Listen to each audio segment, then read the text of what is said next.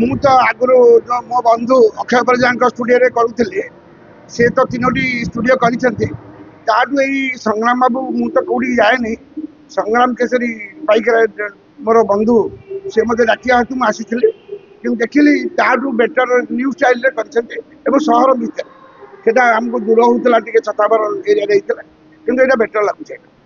କଣ କଣ ଦେଖାଯାଉଛି ଯେ ଆମର ହାଜତରୁ ଧରିକି ମେଡିକାଲ ପର୍ଯ୍ୟନ୍ତ ସବୁ ପ୍ରକାର ବିଭିନ୍ନ ପ୍ରକାର ସୁବିଧା ଅଛି ଏବଂ ସହର ଭିତରେ ରହିଛି, ଯୋଉଟା କି ଆପଣଙ୍କୁ ଦୂର ହଉଥିଲା, ଏଇଟା ଅଲଗା ମଧ୍ୟ କିଛି ହେଇପାରିବନି। ନାଇଁ, ଏଠି ତ ଆପଣଙ୍କର ଦେଖିଲି ଏଇଟା କୋର୍ଟଟା ଯୋଉଟା ହେଇଛି ନ୍ୟାଚୁରାଲ କୋର୍ଟ ଭଳିଆ ଲାଗୁଛି। ହାଜତ ବି ଭଲ ଅଛି। ମେଡିକାଲ ଯୋଉଟା କରିଛନ୍ତି ସେଇଟା ବେଟର ଲାଗୁଛି। ଆମେ ଯୋଉ ଷ୍ଟୁଡିଓରେ କରୁଥିଲୁ ପରିଜାଙ୍କ, ତାଠୁ ଏଇଟା କିନ୍ତୁ ବେଟର ଅଛି। ଦୂର ଜାଗା ହେଲେ ଯୋଉମାନେ ଅଛନ୍ତି ଆର୍ଟିଷ୍ଟ ସେମାନଙ୍କୁ ଯିବା ପାଇଁ ମଧ୍ୟ ପ୍ରୋବ୍ଲେମ ହଉଥିଲା, ଗାଡି ପଠେଇବା ପ୍ରୋବ୍ଲେମ ହଉଥିଲା, ସେଇଟା କେତେ ପାଖରେ? ସେଇଟା ନିଶ୍ଚିତ ଆପଣ ଆର୍ଟିଷ୍ଟ ମାନେ ଯୋଉ ଦୂର ହଉଥିଲା ଆପଣଙ୍କର ଲଙ୍ଗ ରୁଟ୍ ଯିବା ପାଇଁ, କିନ୍ତୁ ସେଠି ରାତିରେ ଆସିଲା ମାନେ ଆହୁରି ବି ପ୍ରୋବ୍ଲେମ ହଉଥିଲା। ସେଠି ହାତୀ ଫାତି ବାହାରନ୍ତି, କିନ୍ତୁ ଏଠି ରାତି 2ଟାରେ ସରିଲେ ମଧ୍ୟ ମାନେ ସୁବିଧାରେ ଯାଇପାରିବେନି। ଗାଲାବୁଙ୍କ ତ ମୁଁ ଇନକ୍ରିଜ କରାଉଥିଲି ତାଙ୍କୁ, ସେ ଆମ ଖଣ୍ଡାୟତ ଭାଇ ଜଣେ, ମୁଁ ତାଙ୍କ ପ୍ରତି ବହୁତ ଖୁସି। ଏଇ ପରିବେଶ ଦେଖିଲା ପରେ ଆଉ ବେଶୀ ଖୁସି ହଉଛି, ଯାଉ ତାଙ୍କର ଏତେ ନଲେଜ ଥିଲା, ଏଇଭଳିଆ କଲେ ମୁଁ ବହୁତ ସେଥିପାଇଁ ଖୁସି।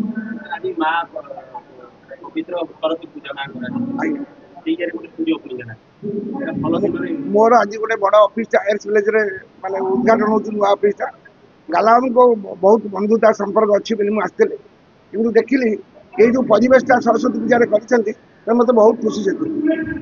ସ୍ୱସ୍ତିକ ଷ୍ଟୁଡିଓରେ ଆପଣ ଜାଣିଛନ୍ତି ଗତ ବର୍ଷ ଓପନିଂ ହେଇଥିଲା, ଇନାଗୁରେସନ ହେଇଥିଲା। ଆମ ପାଖରେ କୋର୍ଟ, ଡାକ୍ତରଖାନା, ଜମିଦାର ଘର, ଅଫିସ ସେଟଅପ୍ ଭଳି ଇଏ କରିଡର ଏସବୁ ଥିଲା। ଚଳିତ ଏ ବର୍ଷ ଗୋଟେ ବର୍ଷ ସଫଳତାର ସହିତ ସ୍ୱସ୍ତିକ ଷ୍ଟୁଡିଓ ପୂର୍ତ୍ତି ଘଟିଛି, ସରିଛି ଏବଂ ସେଥିପାଇଁ ଯେତେ ପ୍ରଡକ୍ସନ ହାଉସ୍ ଅଛନ୍ତି, ଯେତେ ପ୍ରଡ୍ୟୁସର ଡାଇରେକ୍ଟର ମାନେ ଅଛନ୍ତି, ମୁଁ ସମସ୍ତଙ୍କୁ କୃତଜ୍ଞତା ଜଣାଉଛି। ସମସ୍ତଙ୍କ ସହଯୋଗରେ ସଫଳତାର ସହିତ ଗୋଟେ ବର୍ଷ କଟିଛି। ଆ ଭିତରେ ଅନେକ ଝଡ଼ଝଞ୍ଜା ଆସିଛି, ଅନେକ ସଫଳତା ମଧ୍ୟ ମିଳିଛି। ଚଳିତ ବର୍ଷ ଆମେ ପ୍ରାୟ 4ଟି ସେଟଅପ୍ ପୁଣି ନୂଆ ତିଆରି କରିଛୁ। ଗୋଟେ ପୁରୁଣା ଇଏଟା ଆପଣ ଦେଖୁଛନ୍ତି, ଏଇଟା ଉଦ୍ଘାଟନ ସରିଛି ଏବଂ ସେପଟେ ଆଉ ଗୋଟେ ନୂଆ ଘର, ସେଇଟା ମଧ୍ୟ ଉଦ୍ଘାଟନ ହେବ। ଆଉ ଗୋଟେ office setup, corporate office setup ଏବଂ ଗୋଟେ ଓକିଲ ଚ୍ୟାମ୍ବର, ଏମିତି 4ଟା ସେଟଅପ୍ ଏ ବର୍ଷ ଆମେ ପୁଣି ଭେଟି ଦେଉଛୁ, ଲୋକାର୍ପଣ କରିଛୁ। ଆଉ ସବୁ ପ୍ରଡ୍ୟୁସର, ଡାଇରେକ୍ଟର, ଆର୍ଟିଷ୍ଟ, ଡିଓପି ଏବଂ ସମସ୍ତେ ଆସି ପହଞ୍ଚିଛନ୍ତି। ମୁଁ ସମସ୍ତଙ୍କୁ କୃତଜ୍ଞତା ଜଣାଉଛି, ଧନ୍ୟବାଦ ଜଣାଉଛି ଏବଂ 1 ବର୍ଷ ଧରିକି ଯେଉଁ ସହଯୋଗ କରିଛନ୍ତି ସେଥିପାଇଁ ମୁଁ ସମସ୍ତଙ୍କ ପାଖରେ କୃତଜ୍ଞ ହେଇକି ରହୁଛି। ଓଡ଼ିଆ ଚଳଚ୍ଚିତ୍ର ପାଇଁ ଏ ଗୋଟେ ଶୁଭ ସୂଚନା। ଆଜି 2ଟା ନୂଆ ସେଟ୍ ଓପନ୍ ହେଇଛି ଏବଂ ମୁଁ ଯାହା ଦେଖିଲି ସେଟ୍ ଗୁଡ଼ାକ ବଡ଼ କଂକ୍ରିଟ୍ ସେଟ୍ ହେଇଛି, ଏମିତି ସେଟ୍ କଲା ଭଳିଆ ଲାଗୁଛି। Court set, hospital set, office ତ ପୁରା ଅଫିସ୍ ଭଳିଆ ଲାଗୁଛି।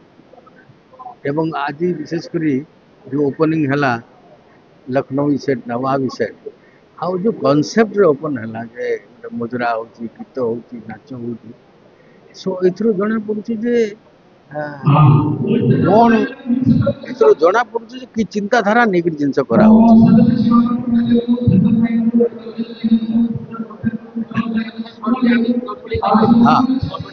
ହଁ, ତେଣୁ ବର୍ତ୍ତମାନ এই ଯେଉଁ ନୂଆ ସେଟ୍ ତିଆରି ହେଉଛି, ଏଇଟା ବହୁତ this is welcoming. Odia film, Odia serial ପାଇଁ ଦରକାର ଥିଲା।